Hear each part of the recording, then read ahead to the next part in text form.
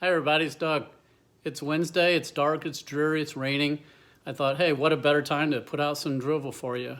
I debated with myself about 2 days as to whether or not to stay in order of the way I wrote these and send this one out. It's kind of Christmas oriented, it's a wonderful life oriented.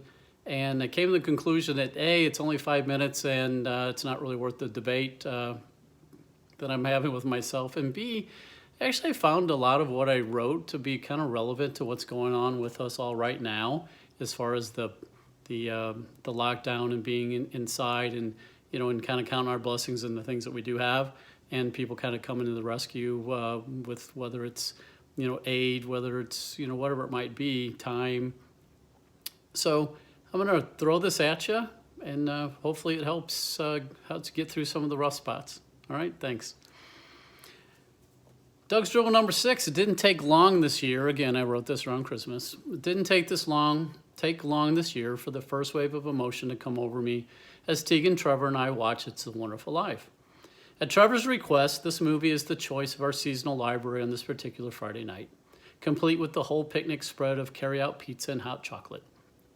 Many of you know that this is my personal holiday favorite, and if you don't know, this is my personal holiday favorite. Even though this is the umpteenth time I've seen it, the movie never fails to deliver. Deliver the ideal that although life can throw so much crap at us, kind of like it is now, there's also so much good out there as well. George Bailey continually takes it takes it on the chin, but continually meets each challenge and turns it into a positive, if not for himself, but for those around him. Not that I've molded my life after George Bailey, but I do marvel at his heart of gold, the sacrifices that he continually makes for his family and friends, his resolve to repeatedly stand up to the evil Henry F. Potter, and his uncanny ability to find all the wonderful aspects that life has to offer. Somehow, years ago, a George and Mary Bailey reference even made it into my wedding vows. It's also been mentioned that I'm a George Bailey living in a Kardashian world. So yes, this fictional character has an underlying theme in this life of mine. And never at this point had it been more evident than the last year to year and a half that I was kind of going through some turbulent times. The obstacles in my life were pretty well documented to those that were close to me.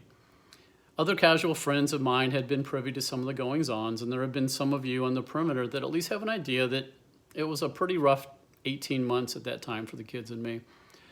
As I've struggled to make sense of the whole process, there are times that I've spent every moment in all of my financial, physical, mental, and emotional being meeting the problem head on. And other times when I really wasn't sure how I could continue on. I have a framed It's a Wonderful Life print over the door of my house. And as a very dear and childhood friend of mine was leaving my house one day, he looked at it as he was leaving, and he asked, how could I still believe this to be true?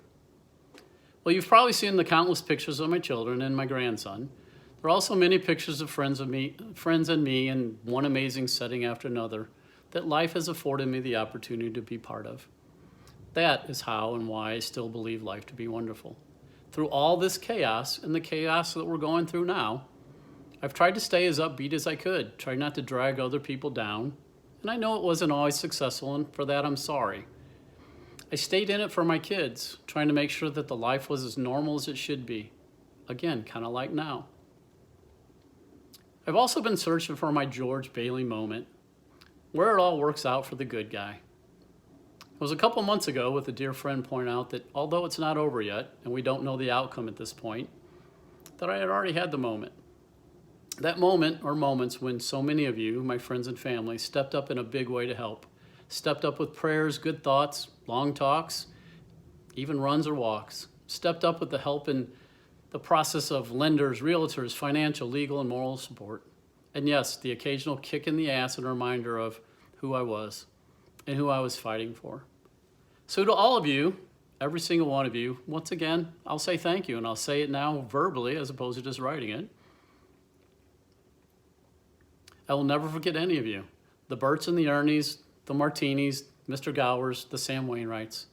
We were there. It just didn't play out in my favor. I was once told that the problem with you is that you still believe in the whole wonderful life concept. Well, perhaps.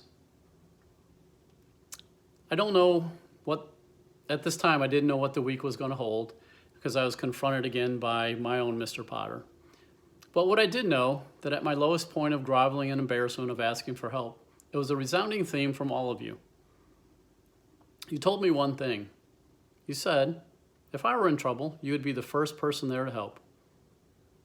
And yes, I would. That put things in perspective for me, and yes, perhaps it was coming full circle. So here's what I did know at this point, at that time. I knew that the kids and I were still in our house, our home, for at least one more Christmas. And it turned out that was the last one we were there. Their tree was up, their house is decorated, their traditions are still in order, and for them and our family, we will celebrate here once again. So I ended this by saying, yes, my mouth's bleeding, Bert. Zeus's petals were there. What do you know about that? And Merry Christmas. So yeah, it's not Christmas, but we are going through problems. We're going through hard times. And in your own house, in our own community, and around the country, we're going through our own hard times. But we'll all come out of this okay, just like we always do. Thanks for stopping by. Cheers.